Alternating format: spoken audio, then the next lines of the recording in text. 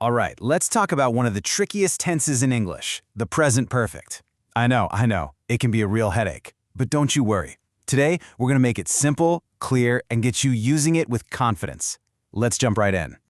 You know that feeling, right? When you're trying to describe something and you're not sure, is it past?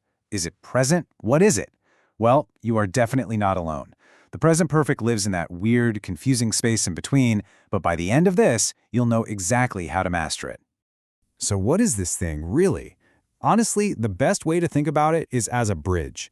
It literally connects something that happened in the past to right now, this very moment. And the formula to build it? Super simple. It's just two parts. You take have or has, and you add the past participle of a verb. That's it. Okay, so let's dive into how to actually build this past-present bridge. Getting the structure right from the get-go is absolutely crucial. First things first, you've got to match the helping verb to your subject. It's super easy. For I, you, we, and they, you're going to use have. And for he, she, or it, you use has. Simple as that. Now for the second piece of the puzzle, the past participle. And listen up, because this is where so many people trip up.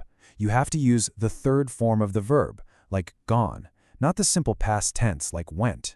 I hear I have went all the time, and it's a classic mistake. The right way always is I have gone. All right, so we know how to build it. Now for the fun part. When and why do we actually use it? We're going to break it down into 5 key rules. And rule number 1 is probably the biggest one of all. It's all about something I call the unfinished past. Take a look at this sentence. I have been a teacher since 1988. See what that's doing? It's not just saying I was a teacher way back when. No, it's saying I started in 1988 and guess what? I am still a teacher today. The action is still going on. And this timeline shows it perfectly. The action kicks off at a clear point in the past, but it doesn't just stop there. It draws a line that stretches all the way to right now.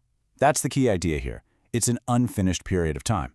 Now, to talk about this kind of unfinished time, we have 2 little helper words, since and for. Here's the deal. You use since when you're naming the starting point, like since 1988. You use for when you're talking about the total amount of time, the duration, like for 38 years. Let's put this head-to-head with the simple past so you can really see the difference. If I say, I've had this coat for 3 years, it means I still own it now. But if I say, I got this coat 3 years ago, I'm just talking about the moment I bought it. See, one is a continuous line to the present, the other is just a single dot in the past. All right, rule number 2. This one's for when an action happened in the past, but we either don't know when or honestly, we just don't care. The specific time isn't important. So if you say they have finished their work, what's the important piece of information? It's the result right now. The work is done. It doesn't matter if they finished 10 minutes ago or an hour ago. The focus is on the present consequence. And this brings us to a huge critical point. You cannot use the present perfect with specific past time words like yesterday or last week. The second you add yesterday, as you see here, the sentence is just wrong. If you want to say when it happened, you have to switch to the simple past. They finished their work yesterday. Moving on to rule number 3.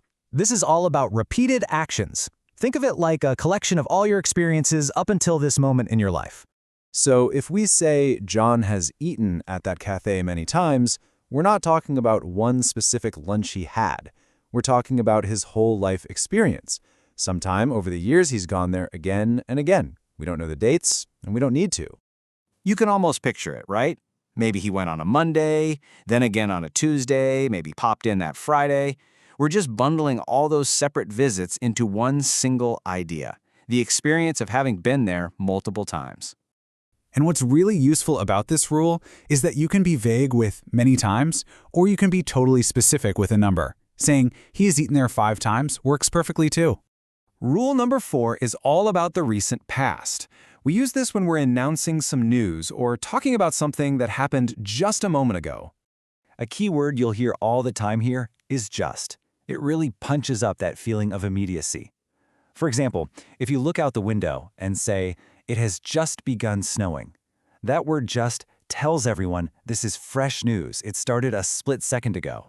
And last but not least, rule number 5. This is basically the flip side of Rule 3. It's not about an experience you've had, but about something that has never happened in your life. In the sentence, she has never been to Brazil. That word never is so powerful. It covers her entire life, from the day she was born right up to this moment. And in that whole span of time, that experience just doesn't exist. Now, another way to do this is with a negative, like hasn't. But check this out. If you add the word yet at the end, it changes the feeling. It hasn't occurred to me yet. That yet implies that while it hasn't happened so far, hey, it still might. It opens a door to the future. So let's do a super quick recap of our 5 rules. We use the present perfect for, number 1, an unfinished past. 2, when the time is unknown. 3, for repeated actions. 4, for something that just happened. And 5, to talk about something that's never happened. That's the whole shebang. And there you have it. The present perfect tense, not so scary anymore, right? It really is just that bridge from the past to the present. And now you have the 5 main blueprints to use it correctly. So the only question left is, which rule are you going to try out first?